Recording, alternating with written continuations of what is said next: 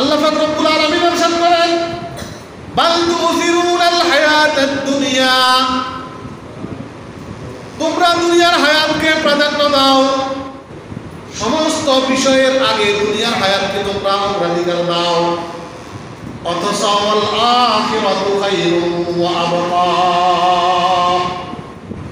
তোমার আখিরাত হলো সর্বশ্রেষ্ঠ, আখিরাত হলো উৎকৃষ্ট, আখিরাত হলো চিরস্থায়ী।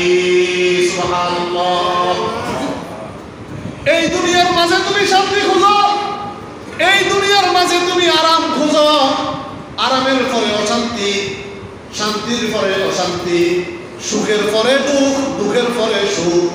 শান্তির জায়গা দুনিয়া নয়। এই দুনিয়ার বিষয়কে তুমি অগ্রাধিকার দিচ্ছ, দুনিয়ার বিষয়কে তুমি প্রাধান্য দিচ্ছ, অথচ তোমার দরকার ছিল, তোমার উচিত ছিল আখিরাতের হায়াতকে প্রাধান্য দেওয়া। বাস্তব কিনা? এমন আখিরাত যে আখিরাতের শুরু আছে, শেষ নাই। চোখ দুটি বন্ধ হওয়া মাত্রই আখিরাত শুরু। আজরাইলে জান কবজ করার পরে আখিরাত শুরু হয়ে গেছে। যেই আখিরাতের কোনো শেষ নাই, ওই আখিরাতের জন্য সঞ্চয় করা, ওই আখিরাতের জন্য পুঁজি অর্জন করা। এই দুনিয়া আমাদের জন্য আল্লাহ পাক রব্বুল আলামিন দিয়েছেন, আর দুনিয়া মাজরাতুল আখিরাহ, দুনিয়া হলো আখিরাতের শস্য ক্ষেত, দুনিয়া হলো আখিরাতের সঞ্চয় করার মাঠ, সঞ্চয় করার কর্মস্থল। দুনিয়া থেকে আমরা কি কামাই করবো? আখিরাত কামাই করবো। অথচ আমরা এখন দুনিয়ায় থাইকা শুধু এই দুনিয়ার পিছনে দৌড়তেছি। তাহলে আমাদের রোগ হলো কি? আমাদের রোগ হলো দুনিয়ার মহব্বত, আমাদের রোগ হলো দুনিয়ার ভালোবাসা, আমাদের রোগ হলো দুনিয়াকে প্রাধান্য দেওয়া। আল্লাহ পাক রব্বুল আলামিন আমাদেরকে বলে দিচ্ছেন, এই দুনিয়ার হায়াত শেষ নয়, শেষ নয়। ওয়াল আখিরাতু খায়রুন ওয়া আবকা, আখিরাত হলো শ্রেষ্ঠ, আখিরাত হলো সর্বোৎকৃষ্ট, এবং আখিরাত হলো চিরস্থায়ী।